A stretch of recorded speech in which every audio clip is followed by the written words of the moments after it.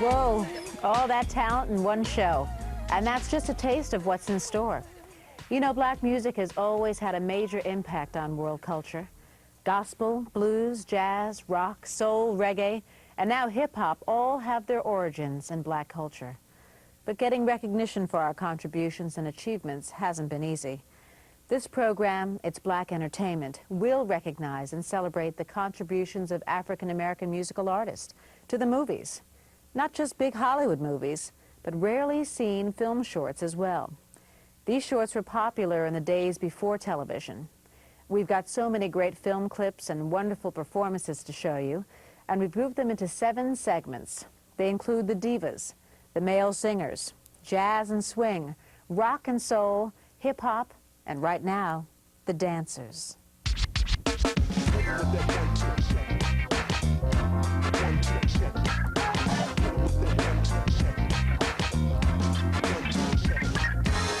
Sammy Davis, one of the greatest entertainers I'd ever seen in my life. You know, Sammy was like, you know, something from Mars. You know, when you see that at 13 or 14 years old with the Will Masson Trio.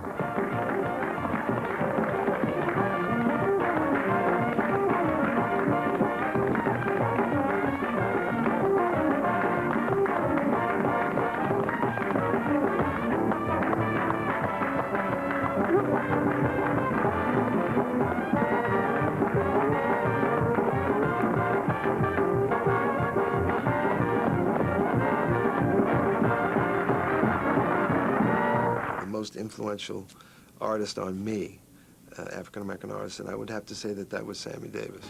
He could do everything. He could sing, he could dance, he could play instruments, he could do impersonations of people, of celebrities, he could twirl pistol.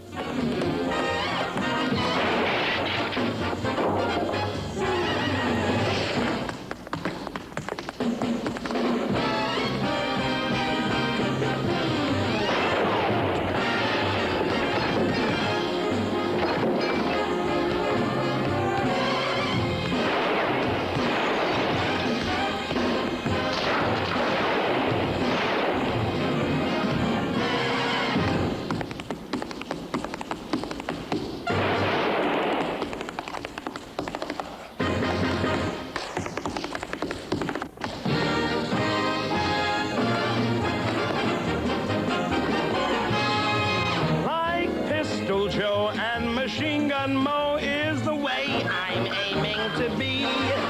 'Cause I'm not afraid to stage me a raid on some hangout. Sammy Davis is one of the main inspirational people as far as young people today, if they know where you can take this game, because he did it with major opposition. Down, way down, by that old Southern River, by Southern River, there's an old shack, blessed old shack, waiting for me. There's a shack and waiting for me. Yeah. And oh yes, an old Model T flipper, shaky old flipper, is an express to happiness in memory. Part of Bojangles, the reason for his success in movies of the 1930s, this was the era of the Great Depression, and it was a time when many people in America during the midst of this great financial collapse thought that the whole system was going to collapse, and they needed these signs and symbols that things were going to hold together. And Bojangles does communicate this kind of optimism. He would talk while he was dancing and tells people about, you know, check out this next step. I hope I get it.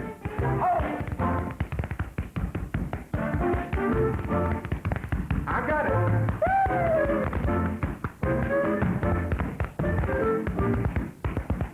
Take it, boy. One of the things about Bill Robinson is that he was such an angry, uptight guy, but when anybody thinks of him, we think of him smiling, with his eyes open wide, happy, just so happy to be dancing. And, you know, playful with the derby and just, but he was anything but that. Bill Robinson wanted to do a number in tails and a top hat and be shown in a prestigious manner, and in fact did it. And it was cut from the movie. But, you know, he made those inroads that enabled Sammy Davis to get into Robin and the Seven Hoods and dance up on a bar, and it enabled me to get in a movie like Tap.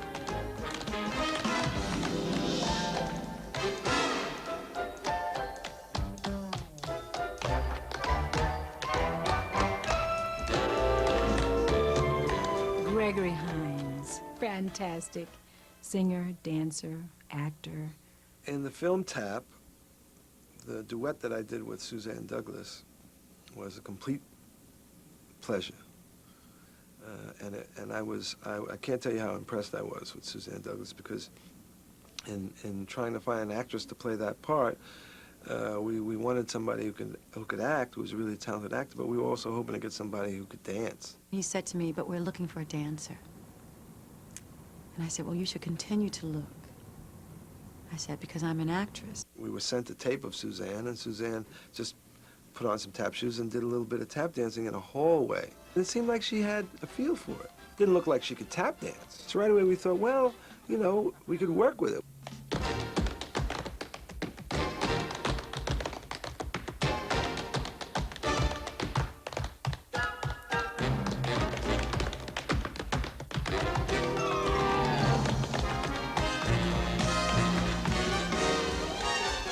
People call me up and they say, "Oh, thank you so much for your presence in that film."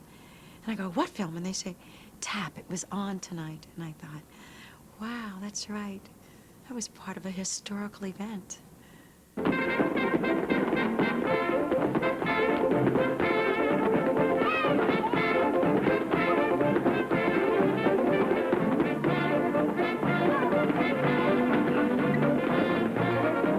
Bye Bye Blackbird. That was the first motion picture that we made. It was a short, and it was with U.B. Blake and his orchestra and Nina Mae McKinney. And it's the first time that I saw myself on the screen. So then I said, this is for me, motion pictures. That's what I want to do.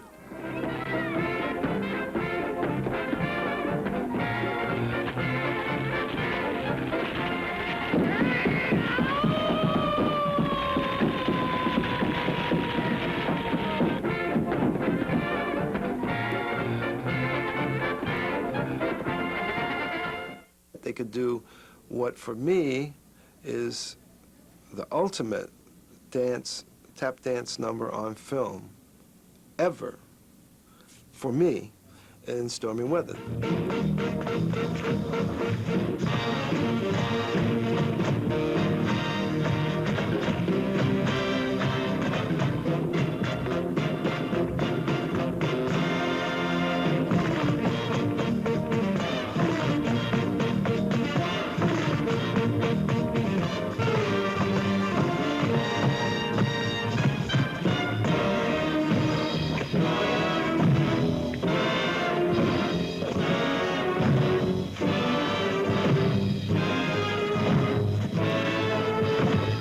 Nicholas was at my house one time trying to show me how they went down and split and came up. I said, "Ooh, honey, call the paramedics, child. No, I can't do it."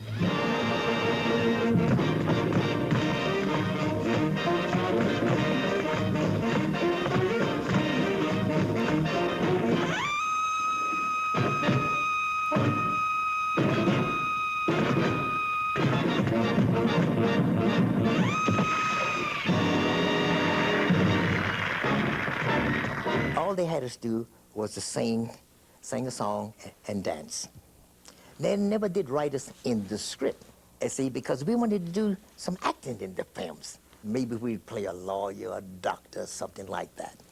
And like most of the times with the black actors, they'd have them as shoeshine boys or butler. I just wish there were more films where they got to actually talk, where they actually got to act.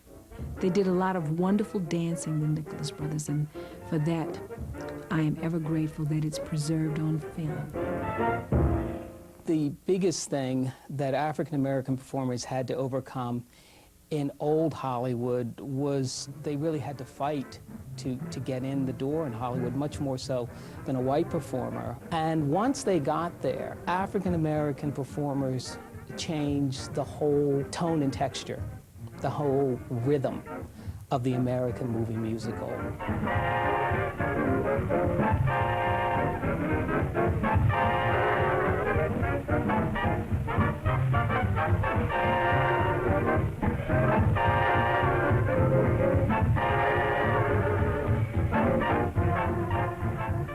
There are also race movies made outside of Hollywood where black musical talents are used, and all types of acts got a chance. There was someone named Rubberneck Holmes.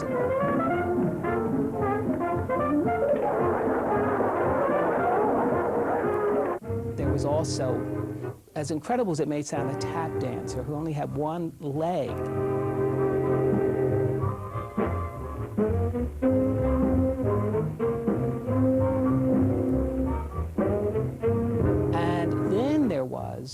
Earl Snake Hips Tucker. And his movement came from the pelvis and the torso. This was the whole sexual lore of him. Child, if you have a clip of a 300-pound tap dancer, show me the money. I want to see it. Don't stay out late, no place to go. Just sit on me and my radio. Oh, baby, oh, my love. Like Jack Horner in a corner, ain't going nowhere, what do I care? All those things you was waiting for, believe me, I'm for certain you're the one I love. Through it flirting, you better bring it on. Oh, take it on, love. All of these performers were really, by the time they got a chance to be in a Hollywood movie, had been out there. There were no, like, rookies in most of these movies. If you live in bed, you're robbing, and you like it nice and jumping, how you do, I'm stumped, and we've got springs there. I worked with Stumpin' Stumpy in 1955 with my brother in Las Vegas, the Moulin Rouge, and I remember thinking that Stumpin' Stumpy, they're like Dean Martin and Jerry Lewis, only different. There's no comparison. Stumpin' Stumpy sang better, danced better, funnier, everything. They killed Martin and Lewis. Black people knew it, but the shame is that America didn't.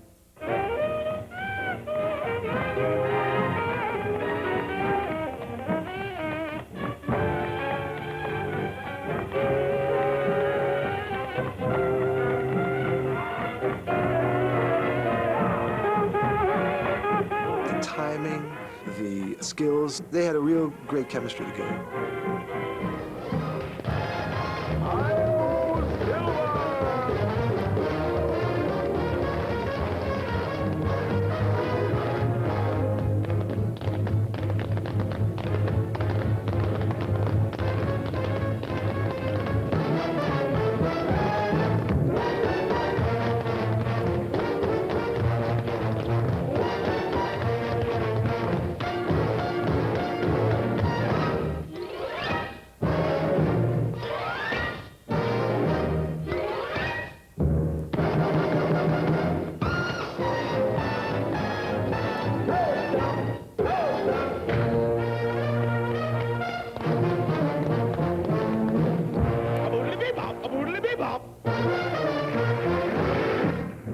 With School Days, we tried to use this college campus, this fictitious school, Mission College, as a microcosm of the black community as a whole.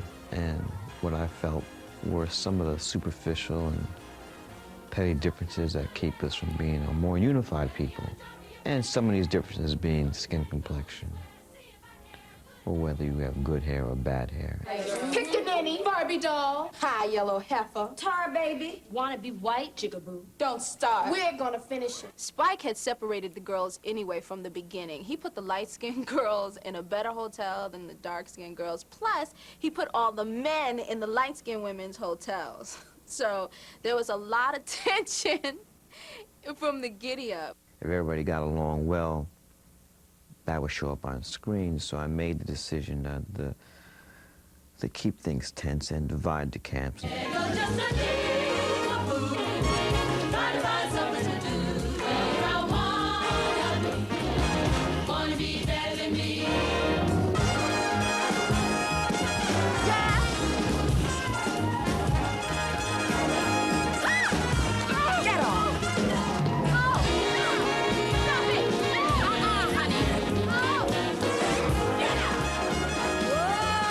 best part about working on School Days, other than it being my first film experience, was that it was new for a lot of us, and that wonderful energy of, wow, we got a movie.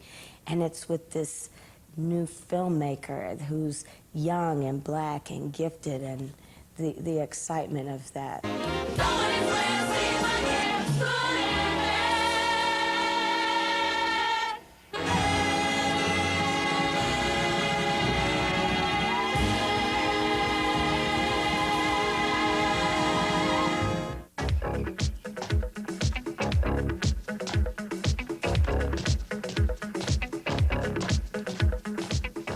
Michael Jackson was just so powerful in everything that he would do. Michael Jackson is just an all-around bomb entertainer.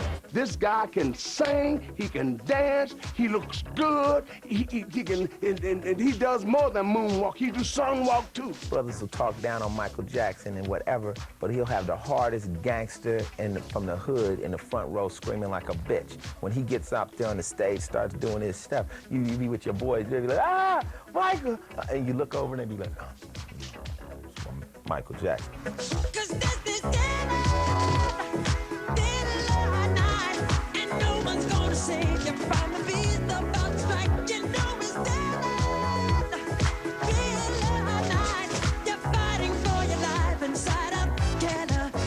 Michael is genuinely a great dancer, and I have my own frustrations with Mike because sometimes he doesn't show the public what a great dancer he truly is. He can do anything.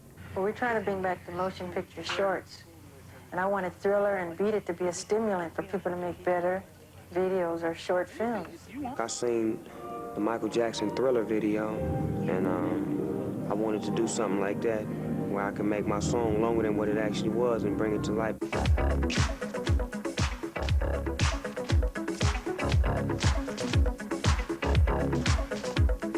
The rumors had gone out that Motown Productions was doing The Wiz. And the first thing that happened was Diana Ross called Berry Gordy, I think, in the middle of the night and said, I want to play Dorothy. Say, what's your name? My name is Dorothy. And Michael Jackson called Berry Gordy in the middle of the night and said, I want to play the Scarecrow. Dorothy and Toto. What intelligent names. I like The Wiz a lot because it was the black rendition of The Wizard of Oz. Yeah. So, I mean, for a kid growing up, I mean, to see people that look like you in The Wizard of Oz, it's a cool thing. We only have one problem. The Munchkin said to follow the yellow brick road, but I haven't been able to find it. We did The Wiz in 1977. At that time, Michael didn't even have a song in the picture, so we better get you a song in the picture first. Because the Scarecrow didn't have a song. He just had Ease On Down the Road with Diana. Come on and ease on down the road. Come on, ease on down the road. Don't you carry nothing that might be a load. Come on, ease on down the road. Pick your left foot up, when your right one's down. Come on, legs keep moving, don't you lose no ground. Just you keep on keeping on the road that you choose. Don't you give up walking, 'cause you gave up shoes. Michael Jackson did for dance what Sly Stone did for music.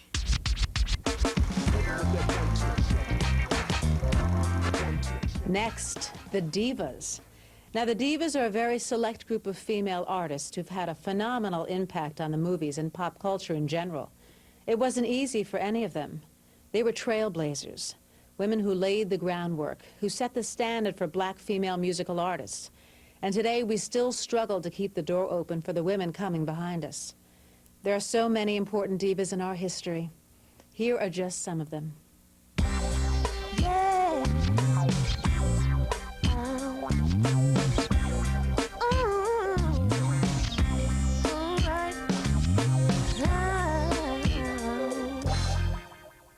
Bessie Smith is the original black diva.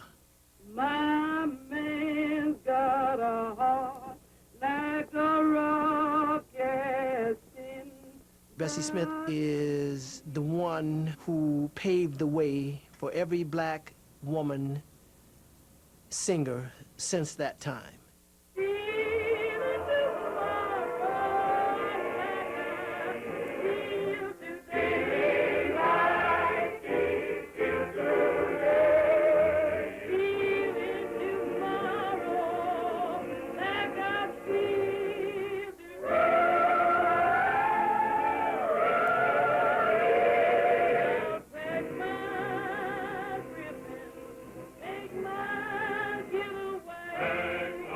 It's sad when you think about the fact that Bessie Smith, who's a woman who made more money than any other black performer in the 20s, is a woman who made white folks cross over to the blues. She bled to death after a car accident because they wouldn't treat her in a white hospital.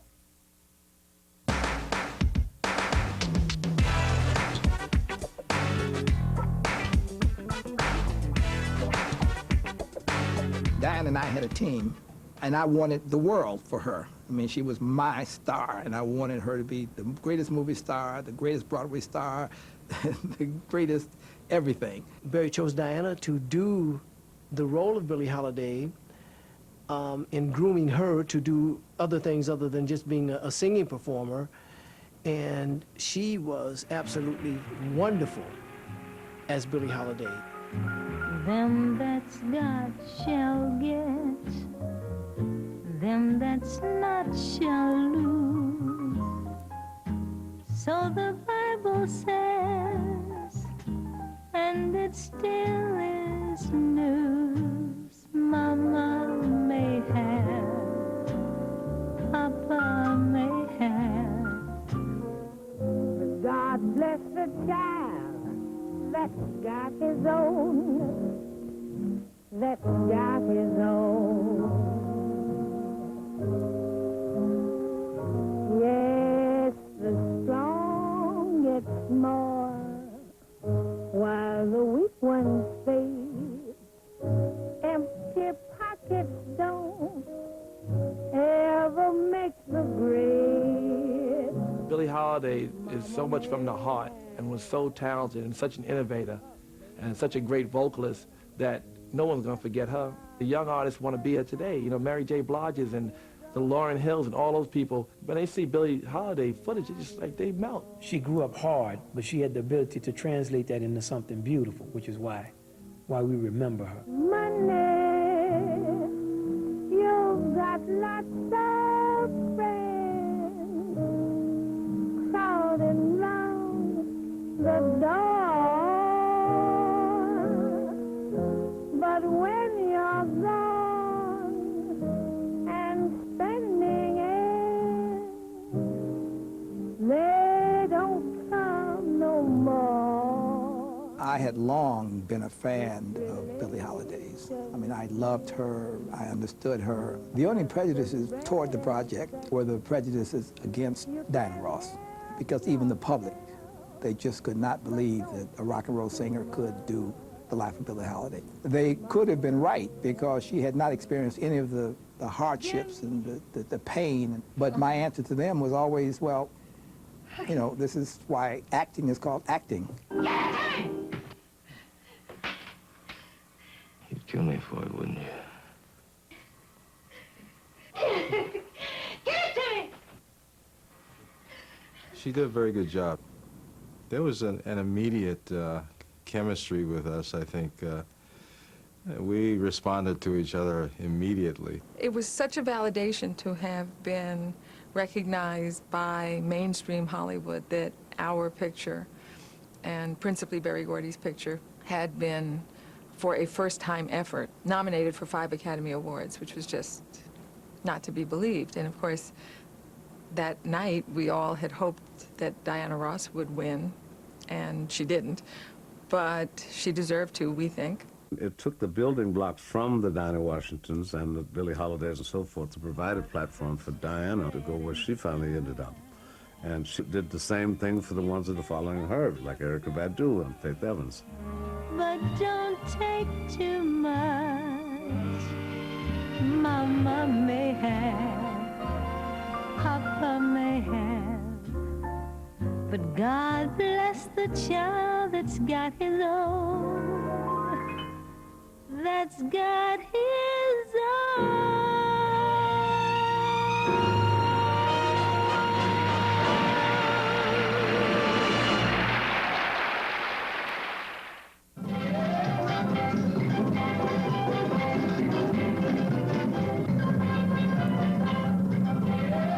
Josephine Baker, the original diva, courageous expatriate who denied the opportunities to reach the full bloom of her stardom here, went to Europe, became just the toast, the queen.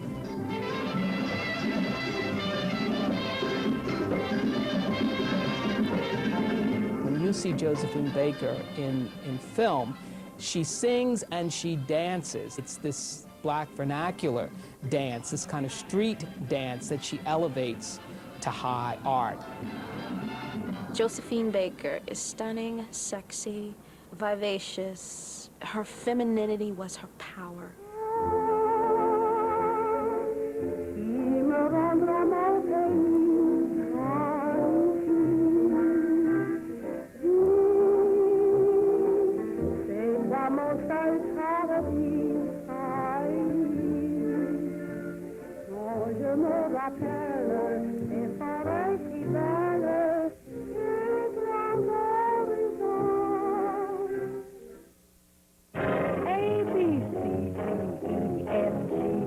I got a guy in Kalamazoo. I don't want to boast, but I know he's a toast of Kalamazoo. Lena Horne really was the first African-American woman to be publicized and glamorized by her studio. He's a gone by, my, how he flew. I like his look when he carried my book in Kalamazoo. Lena Horne is one of the great interpreters. So sexual. She took a microphone and you could feel her making love to this microphone. It was unbelievable. You're talking about a woman who had so much to deal with. Here she is in Hollywood, surrounded by the white factor. On the other hand, she goes home and she's a sister who has to deal with civil rights issues. But she stands there, poised, confident. Forget about the beauty. It's beyond. I don't want no more excuses. Say I don't want no jive. Now I don't want you, baby, if you're the last man alive. I learned my lesson. I learned it just in time. Bad luck will never leave me till I cross my mind.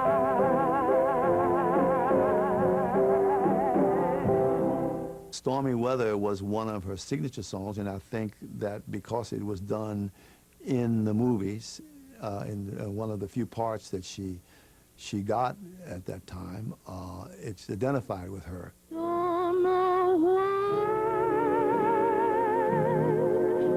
there's no sun up in the sky, stormy weather. She was proud of her blackness. So when they wanted to make her Latin or kind of exotic, she said, I'm black, you know.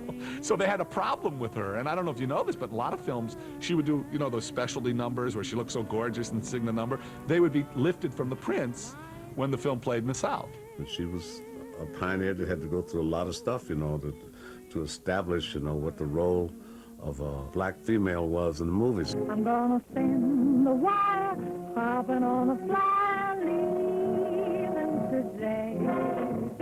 Am I dreaming? I can hear him screaming. Hi, Miss Jackson, everything's okay. L-A-M-A-O-O, what a guy, a real tipper. I'll make my bid for that freckle-faced kid I'm hurrying to. I'm going to Michigan to meet the sweetest guy in Kalamazoo. What's mine's yours, Joey. And that goes right down the line. Dorothy Dandridge just defined a whole nother set of possibilities. We all wanted to be Dorothy Dandridge. We saw ourselves as movie stars because she was one. With a cast of show world favorites starring Harry Belafonte, Dorothy Dandridge. Dorothy Dandridge. She was nominated for an Oscar as the best actress. They gave it to Grace Kelly. And I don't think Grace Kelly was, she was good, but Dorothy was much better. She was probably the first singer in Hollywood, black actress singer, who could act and sing and dance. With the beauty, she had it across the board. You better be on your way, get along, get hip, little doggy. Then he trucked it on down the old fairway, singing his cow-cow boogie in the strangest way. Come a tie, come a tie, hip to the eye. Dorothy Dandridge, I was very aware of her as a dancer because she actually did a routine that I saw, and she was hot. Didn't surprise me to see her dancing because that's what black folks had to do in those days. They had to try to do it all. You know, and even still today, I feel that it's a smart thing to do, to try to be as versatile as one can be. Singing his cowboy song, he's just too much. He's got a knocked out western accent with a Harlem touch. He was raised on local weed. He's what you call a swing half-breed, singing his cow-cow boogie in the strangest way. Come a tie, come a tie, hip to the eye. Dorothy Dandridge really went further than any African-American woman before her had done in Hollywood cinema. And it's interesting that even today we may still feel that what Dandridge did is still an achievement that has not been matched. You better think about what you're trying to do to me, yeah. Think that you might gonna let yourself be free. Let's go bang, let's go bang, let's go wham, whack, wham. I didn't even know you couldn't have been too much more than 10. Just stop. I ain't no psychiatrist, I ain't no doctor with degrees. It don't take too much IQ to see what you're doing to me. You better think about what you're trying to do to me. I don't think that you might go let yourself be free. I think was really, whoever thought about putting it in Blues Brother, they was really thinking. What Dan Aykroyd and John Belushi wanted to do, and I must say we're very successful at, was to refocus attention, to call attention to certain black artists and this great American music. The Blues Brothers, if you think about it, is two white guys actually singing black music, redeemed by the scene with Aretha Franklin, I think, which is so sort of ballsy and so, I don't know, it kind of, she steals the music back. Oh, freedom, freedom, freedom, freedom, freedom, let freedom, freedom, freedom, freedom, freedom, freedom, oh, freedom. Hey, think about it, you, think about it, there ain't nothing you could ask I could answer you now. But I was gonna change that night if you keep doing things I don't. Aretha Franklin is the greatest singer ever produced by black culture.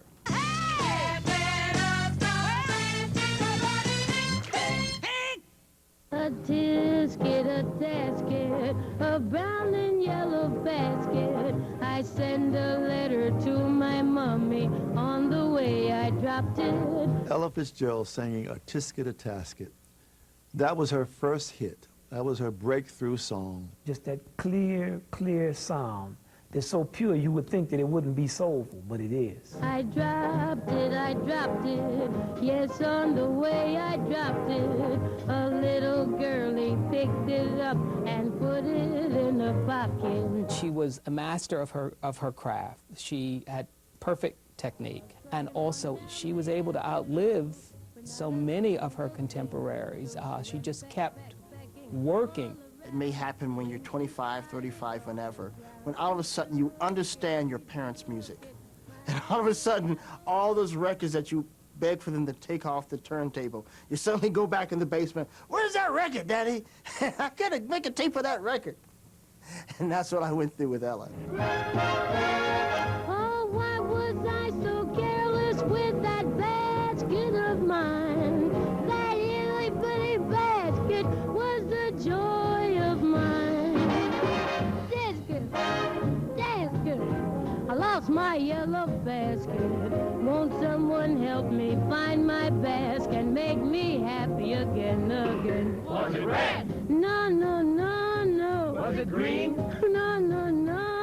Oh, Cerise! No, no, just a little yellow basket. A little yellow basket. You know, in the old days in Turkey, they say many women had male secretaries.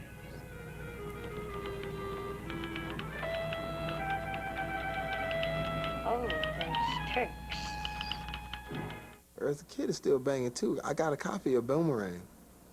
And she still, I mean, what she does is, she still has that sexiness, that thing. You know, she ain't gonna never let it go. I'm just saying, if I see Eartha Kitt, I'm getting right at it.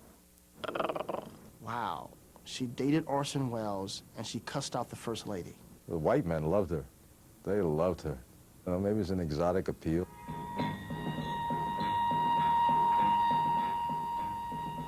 Üsküdar'a giderken ben dilburdun.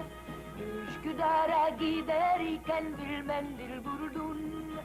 Mendelemeni çenede lokundodun. Eartha Kitt is graceful, elegant, and her hustle.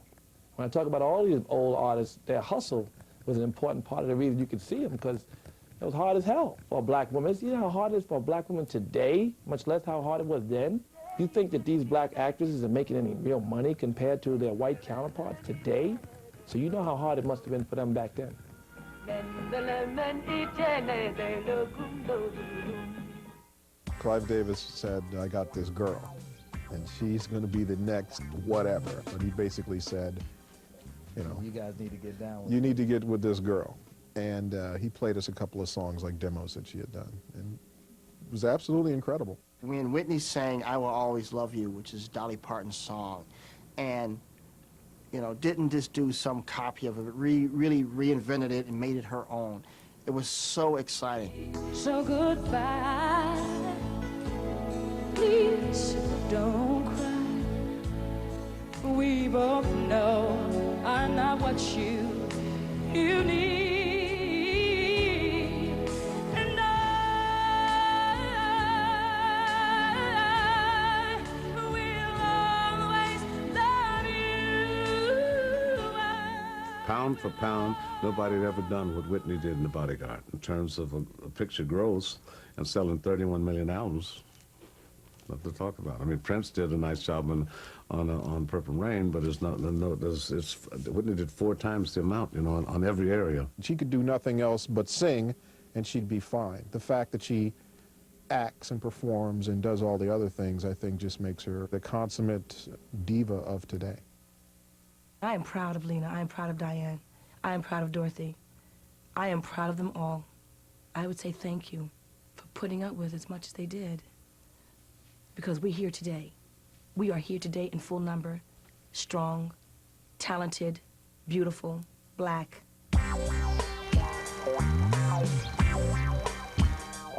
I think you'll find it hard to sit still during our next segment, Rock and Soul.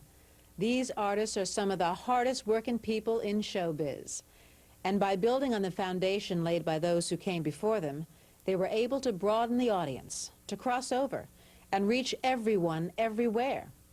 Rock and soul music was the soundtrack for the cultural revolution of the 60s. And this music reminds us why it's so good to be alive.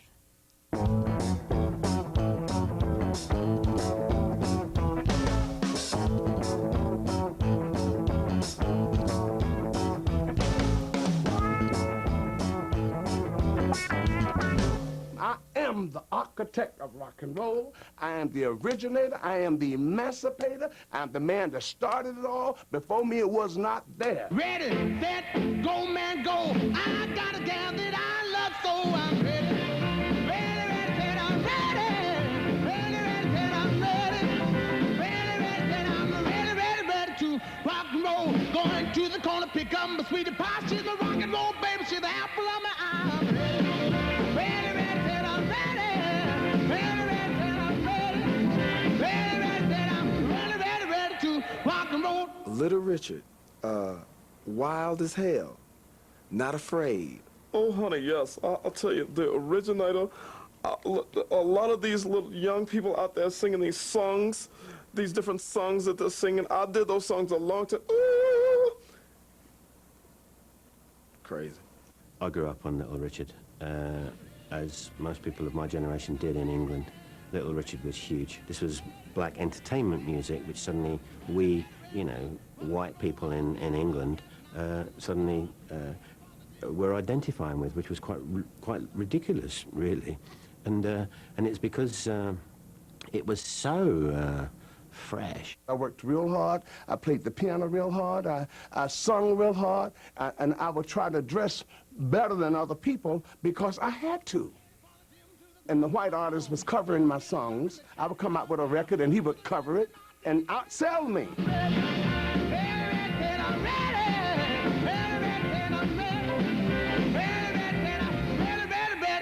Rock and roll, gonna kick off my shoes, roll up my baby jeans. I'm a rock and roll, baby, pour on the steam. I step to the left, I step to the right, gonna rock and roll till the early, early night. I'm ready, ready, ready, I'm ready, ready, ready, I'm ready, ready, ready, I'm ready, ready, ready to rock and roll. When I was a little girl, I had a rag doll, only doll I'd ever owned. Ooh, Tina Turner. Shaking it, breaking it. Ow, those legs, that body. If I ever see Tina, I'm gonna let her know right now. I'm hitting on you. I'm giving it, you know, I'm giving it my chance. You know what I'm saying? Because I would love. Could you imagine?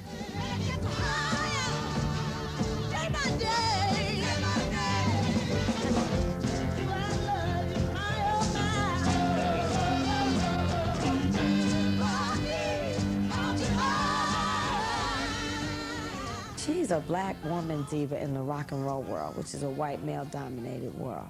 And I think that's wonderful. She's like, I'm here because I want to be here. I'm here because this is where I belong. Pure energy. You know, commanding diva, Tina. When you were a young boy, did you have a puppy?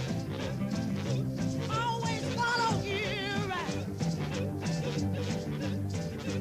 But I'm gonna be as faithful as that puppy. No, I'll never, never let you down. On and on, like a river flows, river flows. That sweet old baby, heaven knows, heaven knows. Hey, are you really the ski patrol?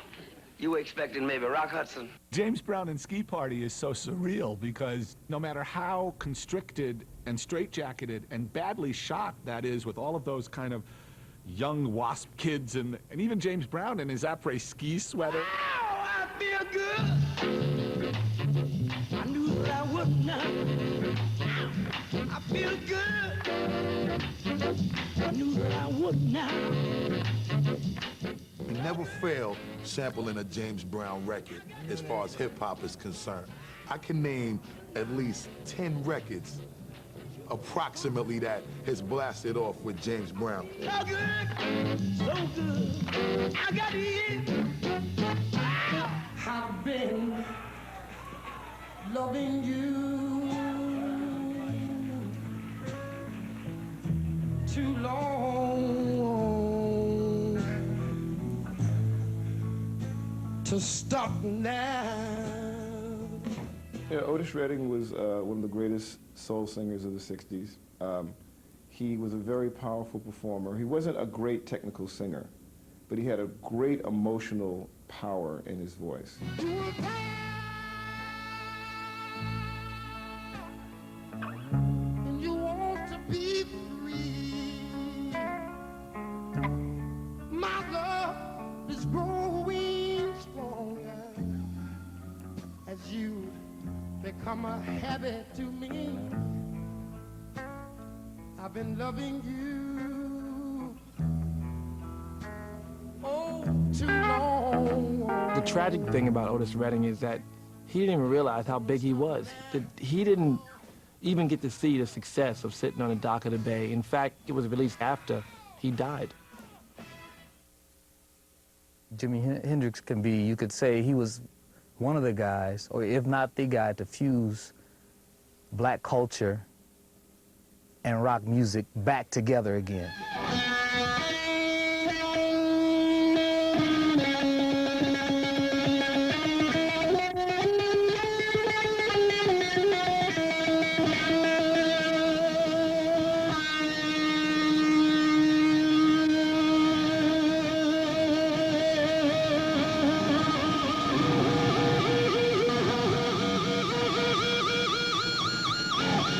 Here's Jimi Hendrix at Woodstock doing Star Spangled Banner.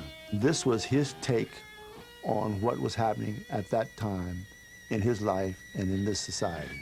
That's why that song sounds that way. And you know what it was? It was honest.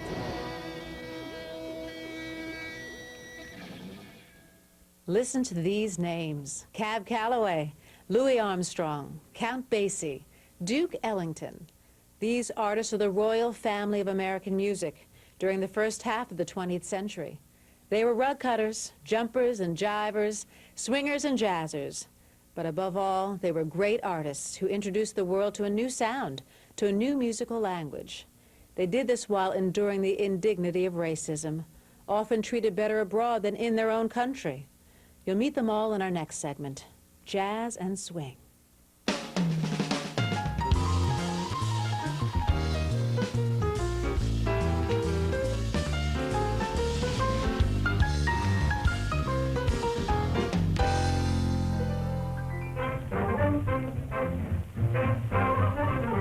Duke Ellington is the master. We call him the maestro, considered worldwide as probably the most important contributor to music of this century. Duke Ellington's music was really very different from the other musicians because he understood how to orchestrate the feeling and the meaning of jazz.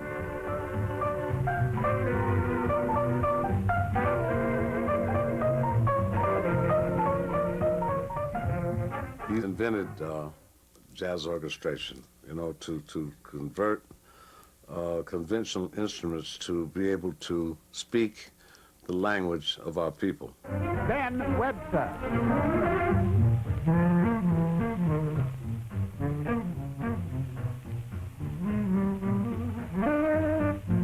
He hired great soloists and people whose personalities he could write for, but he figured out how to orchestrate the sounds all around them that would sound like the blues. Whenever I'd hear his records on radio, I could close my eyes and I know that's Duke Ellington. Duke Ellington had that style that was so unique.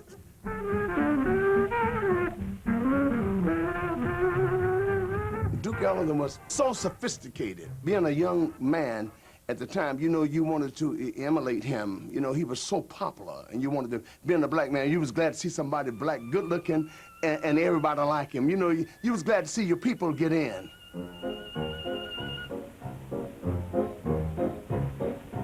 Don't mean a thing if you ain't got that swing.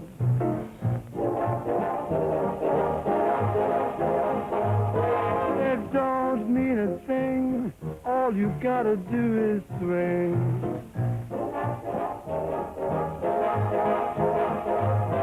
I think it don't mean a thing if it ain't got that swing. It's more or less the anthem of the musicians. The desire to be coordinated and stay in sync no matter what happens. Not just in sync, but in sync with extreme sophistication and style. It don't mean a thing if you ain't got that swing. Miles Davis said, on one given day, all musicians should get out on their knees and thank God for Duke Ellington. Well, I think that the greatest thing I can say about Louis Armstrong is that if there was no Louis Armstrong, the world would still be square. I'll be glad when you're dead, you ask for you.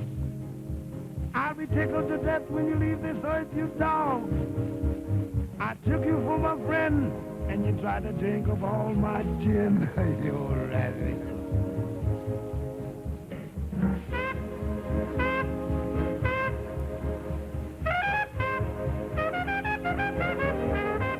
He had a style on his own.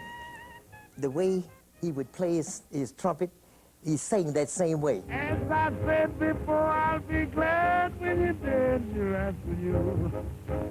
I'll be glad when you're dead, she'll ask for you. When you've laid 6 feet deep, no more fried chicken will you eat. I know that'll break your heart. You love chicken, you.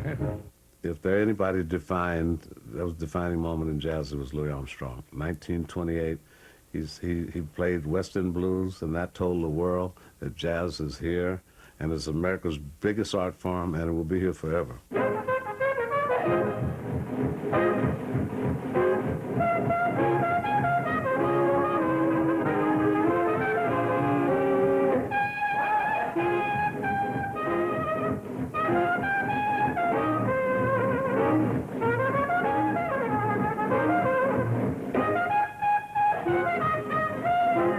Because of Louis Armstrong, I think that African-American culture was brought to the whole world. One of America's most popular emissaries gets a warm reception as he arrives in the troubled Congo on a State Department-sponsored goodwill mission. Louis Satchmo Armstrong, whose golden trumpet has preached the gospel of New Orleans jazz on every continent, arrives in truly royal style.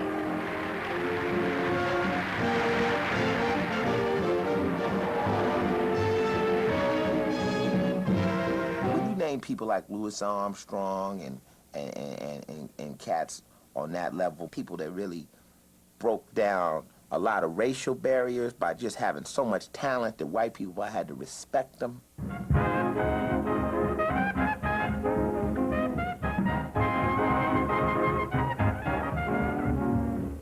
Louis Armstrong taught us how to be free. Count Basie, 1 o'clock jump. He could have a 2 o'clock jump and a 3 o'clock jump. Boy, you had them jumping. Count Basie was one of the kind. He had the piano talking and walking. We play like jump music, and they start riffing and they get the swing going. He had that great rhythm section. Freddie Green playing the guitar and Joe Jones on the drums, Walter Page on the bass. It was called the All-American Rhythm Section, and they just loved the swing. People love to dance to their music. Great solos like Sweets Edison on the trumpet.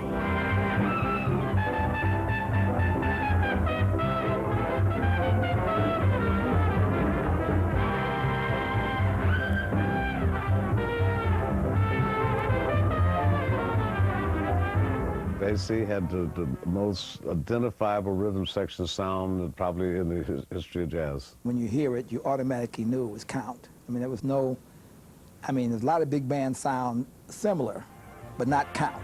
Count was hip.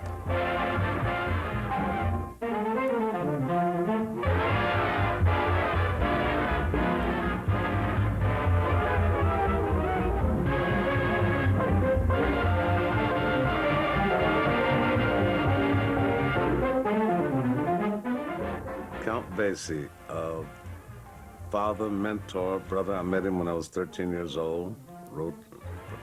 Submitted almost my first arrangement to him. My first Grammy I got with Count Basie. Basie was more than just a music person to me. He taught me how to grow up as a black man in America, you know. I love him from the bottom of my soul. Cab Calloway reminds me of, he's like a b-boy. He's like a hip-hop b-boy right now. They all want to be Cab Calloway this minute. When they watch Cab Calloway, I don't care if it's Buster or Puffy or anything, they can watch him and say, damn, he did his thing. Folks, here's a story about Minnie the Moocher. She was a red-hot hoochie coocher. She was the roughest, toughest frail, but Minnie had a heart as big as a whale. Hidey, hidey, hidey, hidey, hidey, hidey, hidey. Whoa! Heedy, heedy, heedy, whoa! He was more of a showman.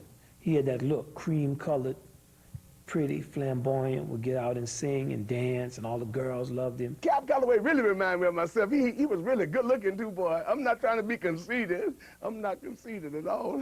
I'm convinced.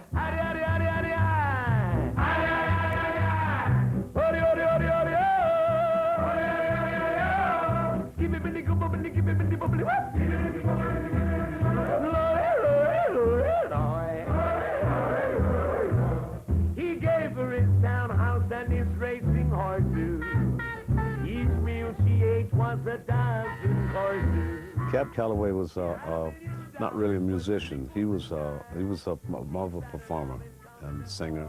He didn't play. He conducted and he performed in front of his band. But he was a powerful performer and a strong part of our history.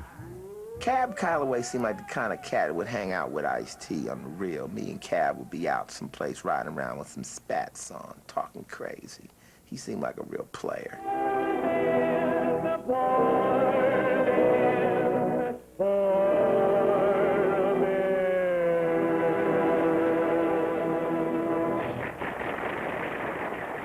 I wish there was a word like diva that described men, because that's what our next category is all about.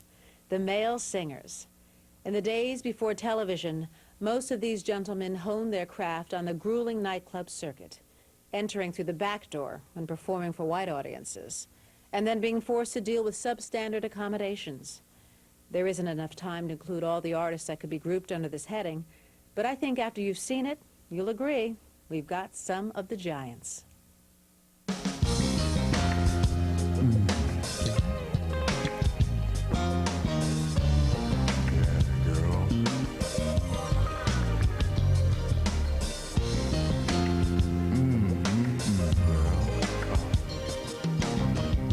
Nat King Cole was my idol. He was the person that I always wanted to be like. I don't want pork chops and bacon. That won't awaken my appetite inside. I want the frim-fram sauce with the awesome steak with chihuahua on the side. A fella really got to eat, and a fella should eat right. 5 will get you 10. I'm gonna feed myself right tonight. Nat King Cole, smooth, just like silk, like chiffon, like rayon. And not only that, but his hair was tight. If you ever check out the fade, he had it laid back, fried, dyed, laid to the side. Always tight. He was a musician. He had his band, and he was playing and stuff like that. And he started singing quite by accident, because one night they were playing somewhere, the singer didn't show up, Nat started singing. That was it. Don't hesitate, go get a plate before it's all gone. The farmer said to the bud, your skin looks slightly pallid, so I'll dig you later, bud. For some solid potato salad, solid potato salad, that's solid salad, Jack. Solid potato salad, boy. Take a plate, fill it up. Take a plate, fill it up, bring it right back. Nat King Cole was one of the greatest piano players in jazz.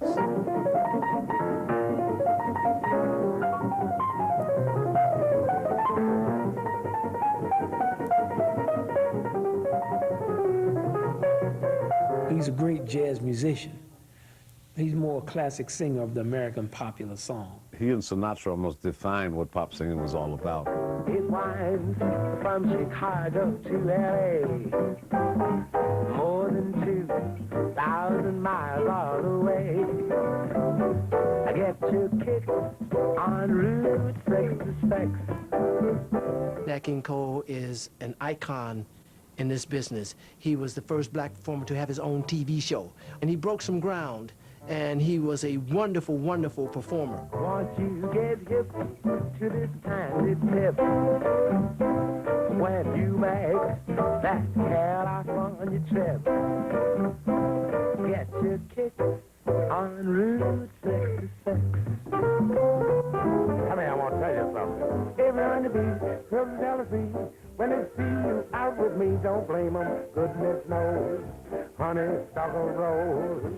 When you pass by flowers through the vine, I know the reason why.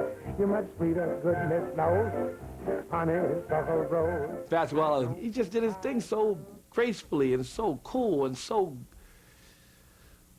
ghetto, if you will, so, exclusively black that you had to see it. We talk about things that are black and the subtleties aren't communicated well, so they don't cross over because only a few black people can relate to them. He would take those subtleties and make them so dramatic. And you look at him and you say, I don't care if you was from Alaska or from any other culture, you'd see it and say, damn, he's talented. You're my sugar, so sweet when stirred up when I'm taking those sips from your lips. Does the honey drip, mercy, confection, goodness knows. You my honeysuckle rose, Fats Waller's very funny, great virtuoso on the piano, great writer of songs, lived a very colorful life, and a supreme master of stride piano.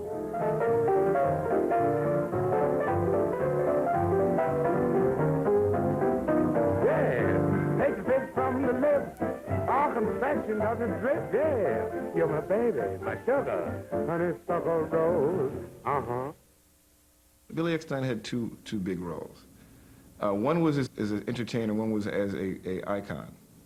And as a singer, he was in the tradition of the great jazz singers. He was a baritone singer. So he had a deep, romantic voice. I love the rhythm in the riff. When the music does, I get lift. Body, anything to make it swing. I love the muted trumpet tone, blended with the mellow saxophone.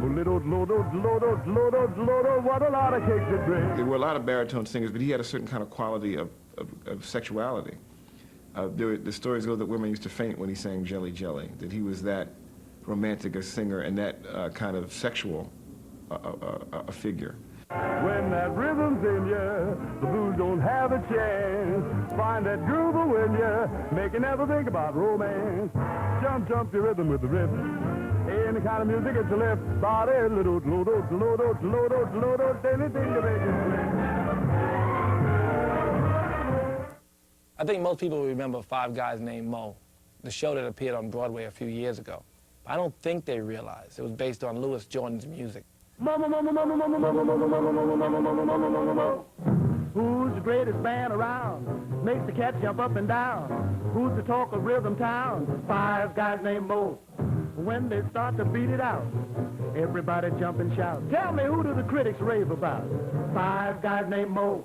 Louis Jordan was so popular and so entertaining that his own musicianship and the musicianship in his band members was often overlooked, especially by the critics who were looking were too serious, and they really couldn't see inside this culture.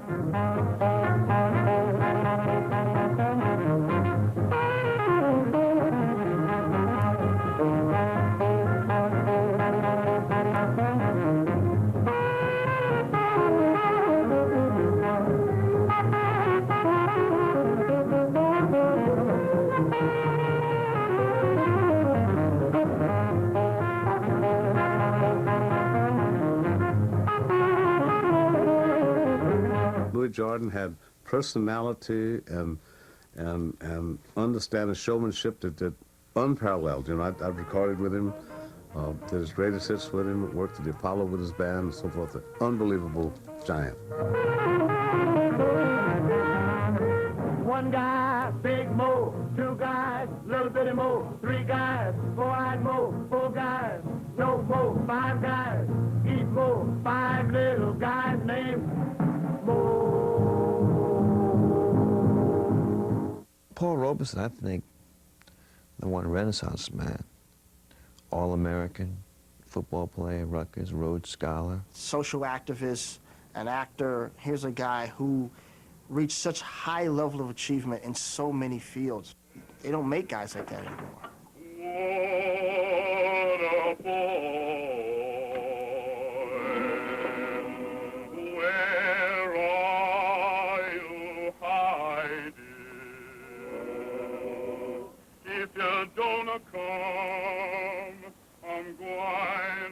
He's got that great, deep baritone voice. When you hear him sing Old Man River, it's from the movie, 1936 movie, Showboat.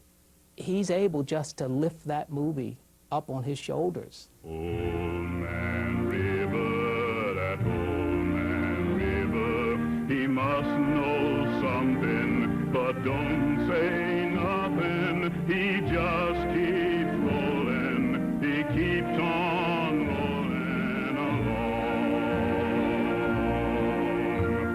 He don't plant potatoes, he don't plant cotton. Damn that plants them, he soon forgets.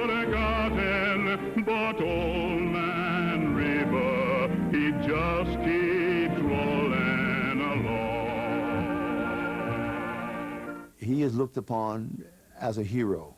He is looked upon as a role model by many, and deservedly so, because he stood up for what he believed, and he never quit. He deserves a great place in the history of this country, not only as an artist, but as a real fighter for social change. You'd have managed better if you'd had it planned. Now why'd you choose such a backward time in such a strange land? If you'd come today, you could have reached the whole nation. Israel in 4 BC had no mass communication. I think that Carl Anderson doing Judas it's quite electric, because I think it's a performance. I think it's probably in that film, it's probably as close as it gets to the excitement of the original stage show. It was a very brave move, I think, for him to play Judas and to give it what he ate. Tell me what you think about your friends at the top. Now who'd you think beside yourself was a pick of the crop? Buddha, was he where it's at? Is he where you are? Could Mohammed move a mountain, or was that just PR? Did you mean to die like that? Was that a mistake? Or did you know your message that would be a record breaker? Does it get me wrong? Does it get me wrong? Does it get me wrong? Does it get me wrong? Only wanna know. Only wanna know. Only wanna know. I only wanna know. The Black Man as Judas controversy, I sort of fed because it helped my PR machine, to be honest.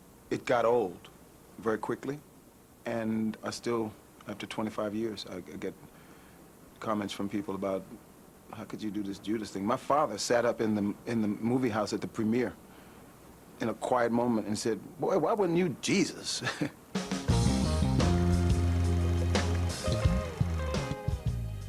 Hip-hop is an exciting, all-encompassing art form whose influence has spread across the globe. In spite of its relatively short history, there are already a number of important hip-hop performers in movies. Like jazz, blues, rock, and soul, hip-hop is here to stay.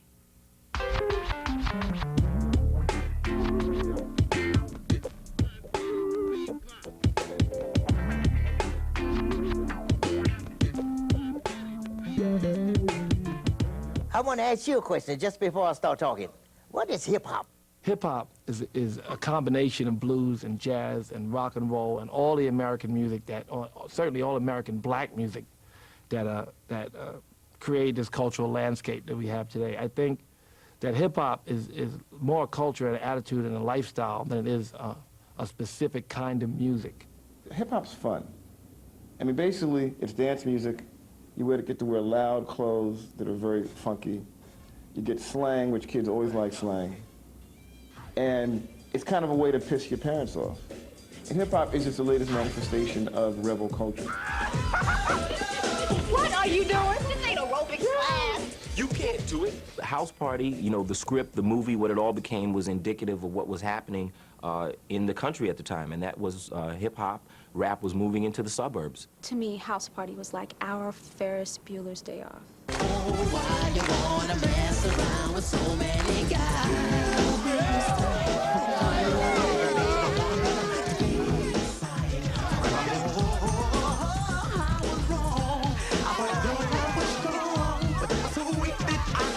A lot of major movie studios' attitude was, look, teen movies are dead, rap movies are dead, you have a teen rap movie. That's two things that no one wants to see. I said, no, no, no, no, there hasn't been a movie like this. It's not about rappers. It's really more in the spirit of risky business. And he just looked at me like I was crazy.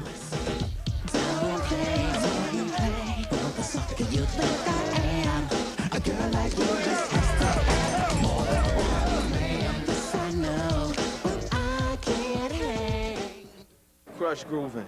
That was a real inspirational movie for me because it showed some brothers doing some things that me and Easy were trying to do, start our own little record company. LL Cool J was the one that blew me away in that movie. Crush Groove, when he walks in, he does his little audition, and then he tells his boy, box. Box. this, man? Yo, man, come on, man. My radio, believe me, I like it loud. I'm the man with the box that can rock the crowd. Walking down the street to the hardcore beat while my JVC vibrates the concrete. I'm sorry if you can't understand, but I need a radio inside my hand. Watching like the whole genesis of hip hop put into a movie, you know, I think it definitely was educational, you know, to a lot of people that watched it. It's like, oh, okay, this is, you know, this is how Def Jam got its start. Getting Crush Groove made was a thing that I was inspired to do what the artist needed. And my inspiration was the fact that Run DMC wanted a movie. It wasn't about, you know, how can I pimp rap music. I said you got to work hard if you want to compete. It's like that, and that's the way. Run DMC they were the pioneers, you know. It took the Melly Mel's and Run DMCs to get everybody else where they are now. They input a whole bunch of things into hip hop, like the Adidas, the whole vibe of how to wear your clothes. Run DMC was the group that let me see that hip hop could be huge. Beat Street was very important. I remember at that time, I remember Harry Belafonte was involved in it, and that represented something special to me because, you know, when a legend like Harry Belafonte realized that, you know, what rap was doing and what rap was meaning in the community, that's why he got behind that project, and that's inevitably, I'm sure, how it got done. There's a really incredible sequence in Beat Street where there's a montage at the Roxy where there's a bunch of break dancers just doing their thing.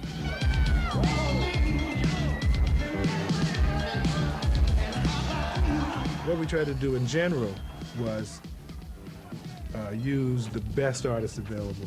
The New York City Breakers and the Rocksteady crew were by far the two top breakdancing crews.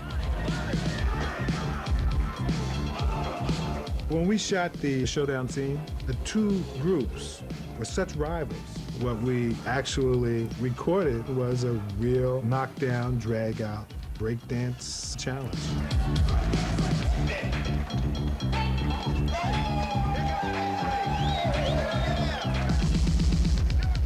I always admired breakdancing, and certainly I understood culturally the origins of it. You know, it comes out of the capoeira, which goes right back to the mother continent of Africa, fight dancing. It's great to see this kind of tribalism continue from one century to another. You people came to party and you want to do it right. You got to rock and shock this spot. I wasn't really acting. They had a scene where there was kids breakdancing in a club and I was the guy on stage rapping. But come to find out, that was like the first vision of a rapper that a lot of people had ever seen. That movie was one of the tightest movies I ever seen growing up because it was like West Coast, a West Coast Crush Groove. There had to be a breaking. There had to be a breaking too. There had to be a wild style. There had to be a Beat Street. There had to be a Crush Groove. Before you got to a house party, Boys in the Hood and the movies that came beyond that, I look upon it as a step in the right direction. I don't really think that hip-hop has been captured better on film any other time outside of this show. To all the ladies in the place with style and grace, allow me to make these lyrical dishes in your bushes. Who rock grooves and make moves with all the mommies. When we produced this show, we wanted to give people an all-access pass into the world of hip-hop, into what goes on backstage and on the road, and to some degree, I think we got that right. I love it when they call you Big Pop, but you got my gun up in your waist. Please don't shoot up the place. Why? Cause I see some ladies tonight that should be having what? Okay. What? Straight up, honey, really I'm asking. Most of these niggas think they be macking, they be acting. Who they attracted with that line? What's your name? What's your sign? Notorious B.I.G. is one of the better rappers to come out of New York. The cadence of his voice, his ability to syncopate was really beautiful. And great sense of imagery. He really could paint pictures very, very well with his words. Ask you what your interests are, who you be with, things to make you smile, what numbers to dial. You gonna be here for a while, I'ma call my crew, you gon' call your crew, we can rendezvous at the bar round two. Plans to leave, throw the keys to little C's, pull a truck up front, roll up the next blunt, so we can steam all the way to the telly, go fill my belly, T-bone steak, cheese, eggs, and bunches, rich, conversate for a few, cause in a few, we gon' do what we can to do, ain't that right, boo? Hip-hop culture is the most original thing to come out of America since gospel, jazz, and R&B. It's hip-hop. There is so much more we might have had Hollywood, had America been a different place. Because the great musical talents that we've seen on screen, it's only scratching the surface. We need a much longer program to do justice to all the great black musical artists who put their stamp on the movies during the 20th century. But we hope you learned something about our contribution to movie history and were inspired by the incredible ability of these artists to let their talent shine through in spite of difficult circumstances. Thanks for joining me. All in my room, used to get it back. All in my home, used to get yeah. Up above my head, that is music in yeah. Well, I really do believe joy somewhere, joy somewhere. Oh, yes, oh, yes.